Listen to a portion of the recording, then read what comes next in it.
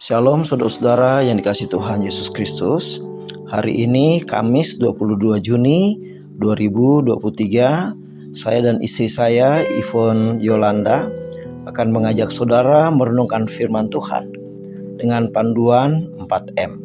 Dan tema hari ini adalah menjadi kerajaan imam dan bangsa yang kudus. Saudara-saudara, sebelum kita baca firman Tuhan, mari kita membuka hati kita dengan lebih dulu berdoa. Mari kita berdoa.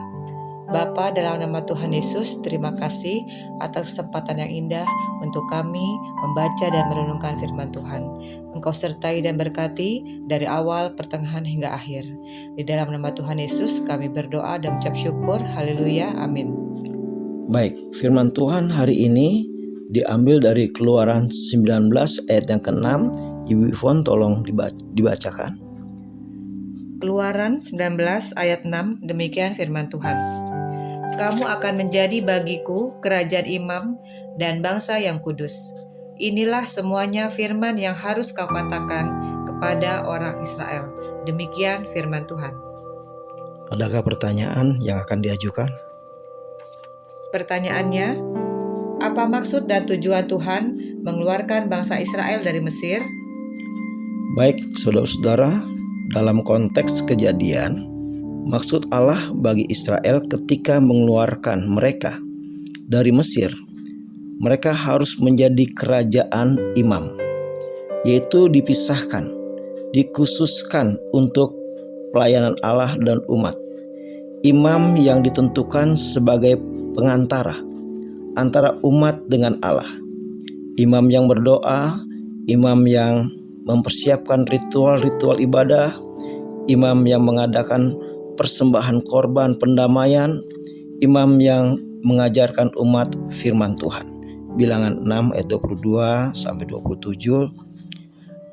Dalam konteks eskatologis, Kristus menyatakan rencananya bahwa semua orang yang ditebusnya telah dijadikan imam-imam di dalam kerajaannya. Wahyu 1 ayat 5 sampai 6. Yang memerintah sebagai raja di bumi.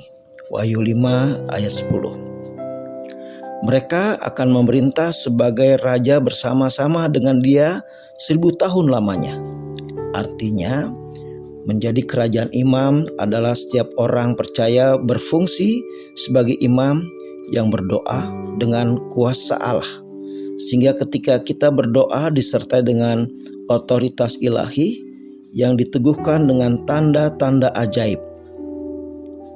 Orang yang sakit disembuhkan, orang yang terikat dengan kuasa jahat dibebaskan, orang yang mengalami kuasa pemulihan dari Allah melalui doa. Orang mengalami pemulihan Allah lewat doa. Orang percaya secara pribadi dan keluarga dapat membangun hubungan intim dengan Allah secara langsung tanpa perantara.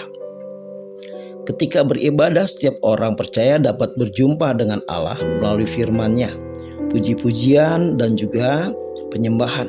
Ini menjadi suatu bagian kehidupan kita atau juga gaya hidup kita. Maksud Allah berikutnya ketika mengeluarkan mereka dari Mesir adalah menjadikan Israel bangsa yang kudus. Artinya dipisahkan dari dunia dan digunakan bagi kemuliaan Allah. Suatu bangsa yang terpisah dari cara-cara fasik dunia ini, sambil berjalan di jalan kebenaran dan kehendak kudus Allah. Dalam perjanjian baru, orang percaya ditentukan juga menjadi imamat yang rajani bangsa yang kudus. 1 Petrus 2 ayat 5 sampai 9. Tugas kita berikutnya sebagai imam dan bangsa yang kudus adalah memberitakan perbuatan-perbuatan yang besar dari Allah. Saudara-saudara, saya juga teringat dengan PKJ 185 ya, yang lagunya saya kutip sedikit.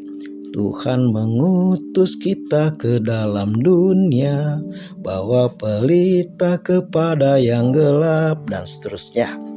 Nah, saudara-saudara, bersyukurlah kita kepada Tuhan karena kita sudah dijadikan kerajaan imam dan bangsa yang kudus. Namun, apakah yang akan kita lakukan sebagai kerajaan imam dan bangsa yang kudus? Dan saudara-saudara, mari kita bagikan kebenaran firman Tuhan ini kepada banyak orang, khususnya juga mereka yang hidup memuliakan nama Tuhan. Demikian firman Tuhan, kita berdoa. Bapa, terima kasih, biar kami selalu ingat bahwa kami adalah kerajaan imam yang kudus, yang berbeda dengan gaya hidup orang-orang duniawi, yang hatinya takut akan Tuhan, yang hidup dalam pembacaan firman, pujian, dan maupun juga penyembahan. Dan kami boleh jadi saksi Tuhan dimanapun kami berada dengan gaya hidup dan karakter Kristus. Terima kasih Bapa, terima kasih Tuhan Yesus, terima kasih Roh Kudus, dimuliakan Engkau sampai selama-lamanya. Haleluya, amin.